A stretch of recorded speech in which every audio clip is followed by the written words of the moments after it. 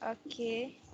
Salam sejahtera. Saya Sherry Elmira dengan rakan sekumpulan saya, Colin anak Chen dan Valentina Aton anak Ambon dari kumpulan ketujuh akan membentangkan hasil kerja kami yang bertajuk Konsep Bangsa dan Negara.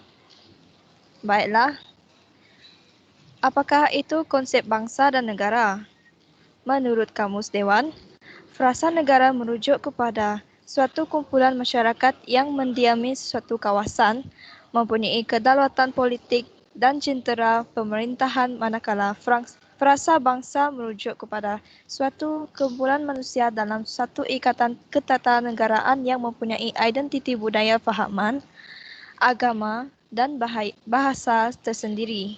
Oleh itu, konsep negara bangsa dilihat sebagai satu bangsa yang ideal yang diimpikan oleh sebuah negara melalui konsep satu bangsa dengan satu identiti sendiri.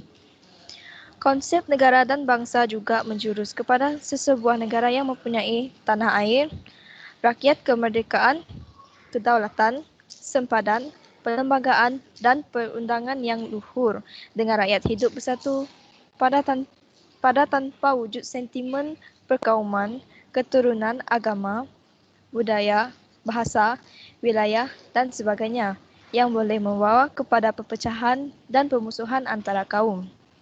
Elemen yang saling lengkap ini akan lagi sistem kuasa dan autoriti sebuah negara.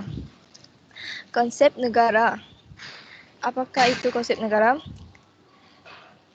Negara merujuk kepada sebuah masyarakat yang mendiami kawasan tertentu dan adanya kerajaan yang memerintah. Konsep negara adalah sebuah kerajaan yang merdeka dan mempunyai kedaulatan politik serta pentadbiran yang diiktiraf oleh negara-negara lain. Manakala rakyat pula memiliki taraf kewarganegaraan yang sah menurut undang-undang. Rakyat merupakan elemen terpenting bagi negara kerana rakyatlah yang mengatur urus tadbir negara. Kewujudan rakyat juga yang akan membentuk satu bangsa kepada sesebuah negara. Antara ciri-ciri utama pembentukan sesebuah negara adalah sesebuah negara yang memiliki sistem politik yang ditegakkan oleh sekumpulan manusia serta membentuk satu kerajaan yang sah dan diiktiraf oleh pihak luar. Antara ciri-ciri utama pembentukan sesebuah negara adalah baiklah. Secara ringkasnya, untuk membentuk sebuah negara perlu mempunyai elemen-elemen berikut: penduduk, wilayah, kerajaan dan kedaulatan. Seterusnya saya serahkan slide kepada Colin untuk dibaca.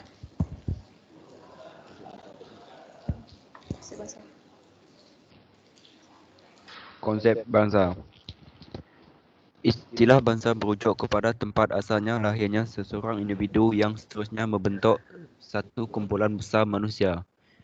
Penggunaannya istilah bangsa biasanya digunakan untuk menjelaskan tentang sebuah kumpulan etnik, bahasa dan kebudayaan komuniti sesebuah masyarakat. Kumpulan manusia yang membentuk sebuah bangsa biasanya mempunyai hubungan darah dan keturunan, bahasa yang sama, perkongsian tradisi dan sejarah. Walaupun pelbagai teori bangsa ini, selain faktor-faktor tersebut, elemen perasaan kebersamaan turut menjadi statement dalam bentuk sebuah bangsa. Maka dapat dirumuskan bahawa bangsa adalah hubungan erat yang wujud melalui perasaan ketikaan terhadap sekumpulan besar manusia yang ada dalam sebuah negara.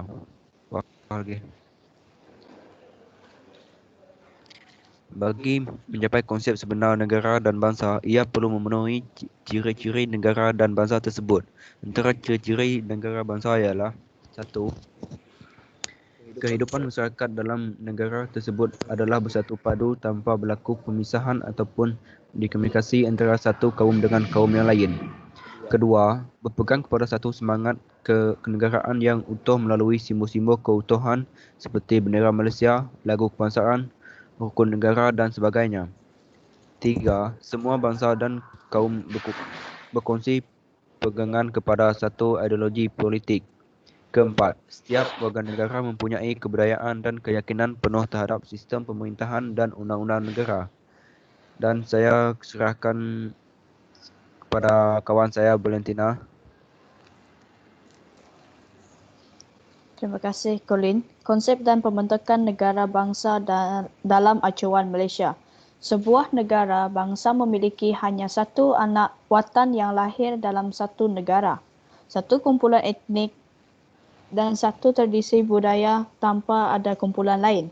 Ia ditadbir urus oleh negara yang berdaulat dan merdeka tanpa dijajah minda dan fizikal. Apabila Persekutuan Melayu diisytiharkan kemerdekaan pada 31 Ogos 1957, apa yang lahir ialah sebuah negara dan bukannya sebuah bangsa. Begitu juga setelah Persekutuan Malaysia terbentuk pada 16 September 1963, apa yang wujud ialah negara Malaysia dan bukannya bangsa Malaysia. Abdul Rahman Embong 2001.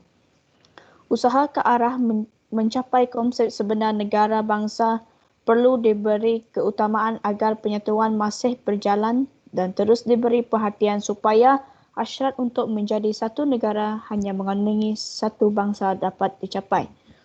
Usaha-usaha ke arah pembentukan negara bangsa merupakan satu langkah ke hadapan yang mewujudkan satu negara, satu bangsa. Usaha ini perlu dilaksanakan secara bersama tanpa mengira fahaman politik, agama dan bangsa. Antara usaha yang boleh diberikan perhatian ialah: 1. Melaksanakan sistem pendidikan kebangsaan yang menggunakan satu kurikulum kebangsaan untuk semua jenis sekolah dan satu penilaian peperiksaan yang seragam. Kedua, menjadikan agenda memperkasakan sekolah kebangsaan menjadi salah satu teras dasar pelaksanaan dasar negara bagi merealisasikan matlamat dan memupuk perpaduan kaum dan pusat kecemerlangan pendidikan. Ketiga, menerapkan nilai jati diri, budi bahasa dan seni budaya dalam tajuk-tajuk mata pelajaran bersesuaian. Yang keempat, memperkenalkan mata pelajaran berkaitan negara bangsa di peringkat rendah dan menengah bertujuan memberi kesedaran dan keharmonian antara kaum.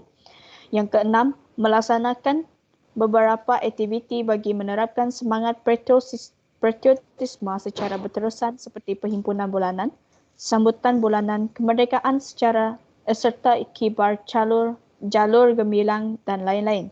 Yang ketujuh, akhir sekali, memupuk meningkatkan semangat perpaduan dan patriotik serta bangsa sebagai rakyat Malaysia. Next. Hasnan Halim dalam kurungan 2018 mengemukakan pandangan dalam membentuk negara bangsa menurut acuan Malaysia. Penekangan haruslah diberi terhadap beberapa perkara iaitu untuk mengurus isu perpaduan negara dan integrasi nasional. Acuan ini yang telah digunakan pakai untuk menyusun atur, merancang dan melaksanakan pembangunan dan pemerintahan di Malaysia sejak merdeka hingga kini. Kemajmukan rakyat Malaysia daripada pelbagai budaya, agama dan bangsa telah menjadi perkiraan asas dan negara ini untuk terus utuh sampai bila-bila. Next.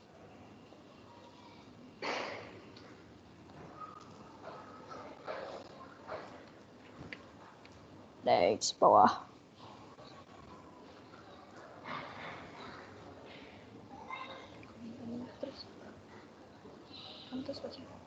Bawah lagi, cerai.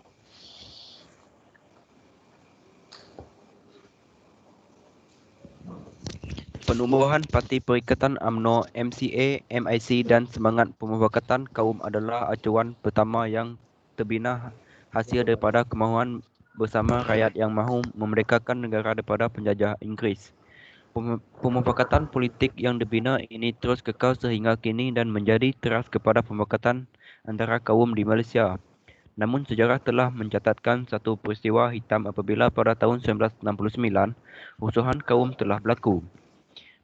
Maka perpaduan negara menjadi matlamat utama dalam melaksanakan dasar ekonomi baru, dasar pembangunan negara dan pembentukan negara industri, demokratik dan progresif melalui dasar wawasan negara. Acuan kedua adalah melalui pembangunan ekonomi negara yang diikat dengan falsafah pembangunan ekonomi yang adil antara kaum, golongan miskin dan kaya, kawasan desa dan bandar serta perbezaan wilayah. Dengan ikatan di antara rakyat pelbagai budaya ini, ia akan dapat menjamin kestabilan sosiopolitik dan pembangunan ekonomi di negara ini serta dapat berjalan secara berterusan.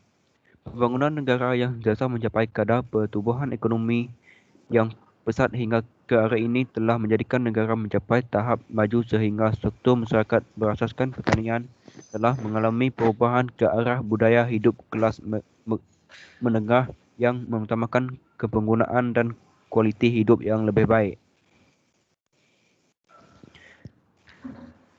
Justru, pemodenan dan pembangunan di Malaysia telah berjaya menghakis statement lama yang sering dikaitkan dengan etnik dan agama.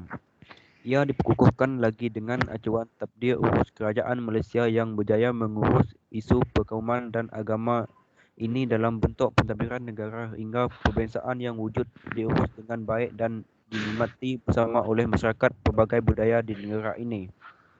Matlamat akhirnya ialah untuk memastikan masalah sosial dan setiap perubahan dalam masyarakat dapat diurus dengan baik dan proses kerangka negara dan bangsa Malaysia. Pemahaman dan penghayatan prinsip hukum negara akan membantu dan merealisasikan kesinambungan dan kemakmuran hidup dalam negara yang aman, damai dan sejahtera. Now, saya serahkan ini kepada Cera, kawan saya. Okey. Baiklah. Kesimpulan yang dapat disimpulkan daripada keseluruhan ini adalah perkara yang dapat saya simpulkan adalah bagi membina negara bangsa ini, nilai-nilai kenegaraan yang tinggi perlu disemai dalam setiap sanubari rakyat Malaysia tanpa mengira kaum bagi memperjuangkan keamanan dan mencapai matlamat wawasan 2020 sekaligus menjadikan Malaysia sebagai sebuah negara maju. Walau bagaimanapun, bukan mudah untuk membentuk Malaysia menjadi sebuah negara bangsa.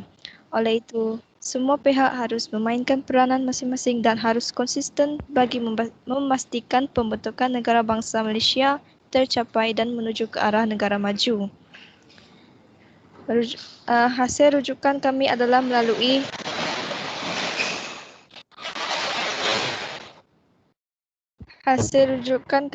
melalui laman web dan buku yang telah diedarkan oleh pensyarah sendiri serta dari Kamus Dewan edisi kelima. Sekian, terima kasih dari kumpulan kami.